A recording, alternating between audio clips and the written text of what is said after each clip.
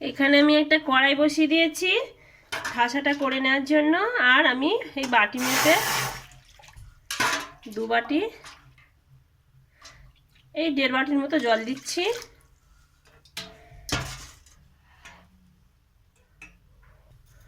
আর এখানে একটু সামান্য লবণ দিয়ে দিচ্ছি, দিয়ে জলটাকে একটু গরম করে ফুটিয়ে নিতে হবে। জল ফুটে উঠেছে। এখানে একই বাটি মেপে 1 বাটি চালের গুঁড়ি দিয়ে দিচ্ছি। আর এখানে ময়দা দিচ্ছি 1 বাটি, দিয়ে আমি ভালো করে একটা ঠাসা বানিয়ে নিচ্ছি। আর গ্যাসের আঁচটা লিভিয়ে দিয়েছি। এবার ঘষে ঘষে এইভাবে করলে পিঠেটা খুব নরম আর তুলতুলে হবে, নাহলে চালের জিনিস শক্ত হয়ে যাওয়ার ভয় থাকে। কিন্তু এইভাবে গরম জলে দিয়ে বানালে সেই পিঠে খুব সুন্দর হয়, নরম হয়। এইভাবে ঠাসাটা বানিয়ে নিতে হবে। এবারে আমি এটাকে থালায় দিয়ে জুড়ো দিয়ে একটু হালকা ঠান্ডা করে নেব।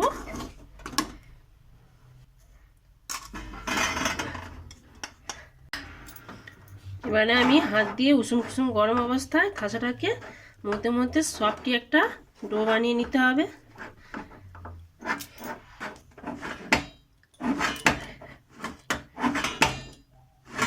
ঠাসা একদম রেডি। আমার ঠাসাটা রেডি হয়ে গেছে। আমি এরকম ছোট ছোট করে আগে লেচি কেটে নেব।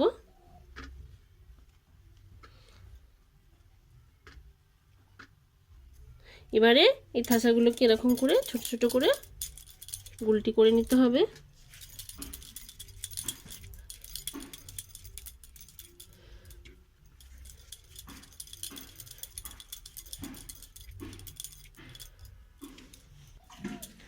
এবার এই লেচিগুলোকে হালকা করে আটার মধ্যে ডুবিয়ে এরকমভাবে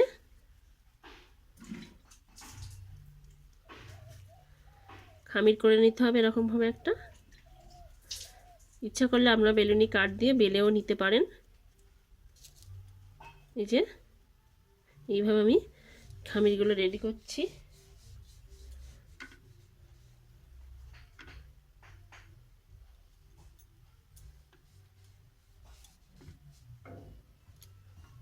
রেডি হয়েছে কিছু খামির।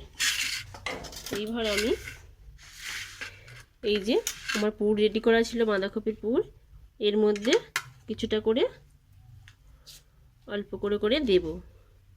এই পিঠেটা এত সুন্দর হয় বন্ধুরা, যে না খাবে তার জীবনটাই বেকার। খুব সুন্দর খেতে লাগে। বাড়িতে অবশ্যই ট্রাই করবেন। আর ভিডিওটি যদি ভালো লাগে লাইক কমেন্ট শেয়ার করবেন। এবং আমার নতুন নতুন ভিডিও পাওয়ার জন্য আমার চ্যানেলটি সাবস্ক্রাইব করে রাখার অনুরোধ রইল আপনাদেরকে। এই যে মুড়ে এইভাবে বানিয়ে নিতে হবে। এইভাবে আমি সবকটি করে নিচ্ছি। আপনারা যদি ইচ্ছা করেন ওই রকম না করে এই রকমও করতে পারবেন সিঙ্গারার আকারে। এই যে এইভাবে এই একটা হাত এইদিকে দুদিকে দুটো হাত দিলাম, দিয়ে এরকম চেপে দেবো। ব্যাস দেখুন এই একটা শেপ হলো। বিভিন্ন রকম আকার দিয়ে করতে পারবেন, কোনো অসুবিধা নেই। আরও একটা ডিজাইন করতে পারেন। এই আছে,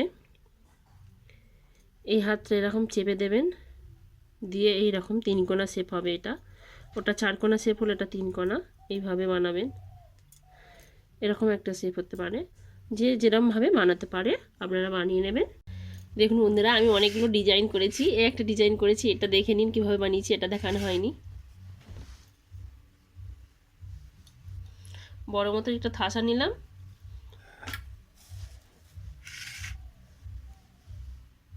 এবারে ওটাকে বেলে নিতে হবে।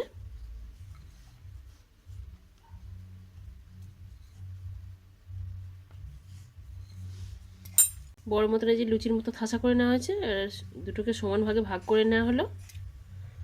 নিয়ে ওই মুড়ে দিয়ে মাঝখান থেকে ছুরি দিয়ে একটু কেটে নেওয়া হলো।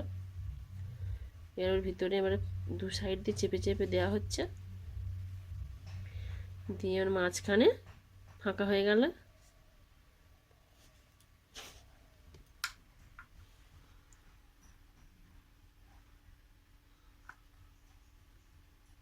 চেপে দিয়ে শুধু একদমই সহজ, শুধু কাঁটা চামচ দিয়ে এইভাবে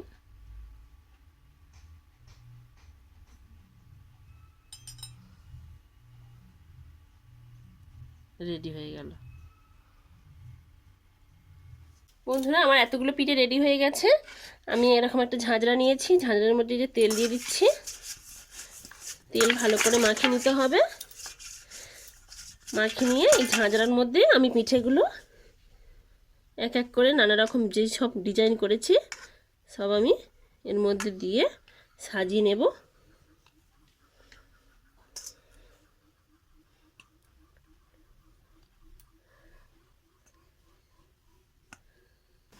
এখানে হাঁড়িতে জলের ভাপ দিয়েছি বসাতে, জল টকবক করে ফুটবে।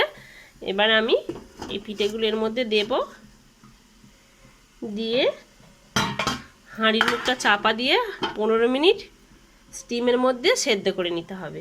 15 মিনিট পরে আমি ফিরে আসছি। আমি 10 মিনিট পরে চলে এলাম বন্ধুরা।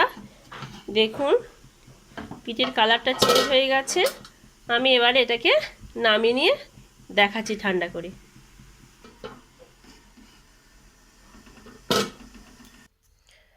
দেখুন বন্ধুরা আমার একেবারে বাঁধাকপির পিঠে রেডি হয়ে গেছে। কতটা সুন্দর হয়েছে। আজ এই পর্যন্ত, আবার দেখা হবে অন্য কোনো ভিডিওতে। টাটা।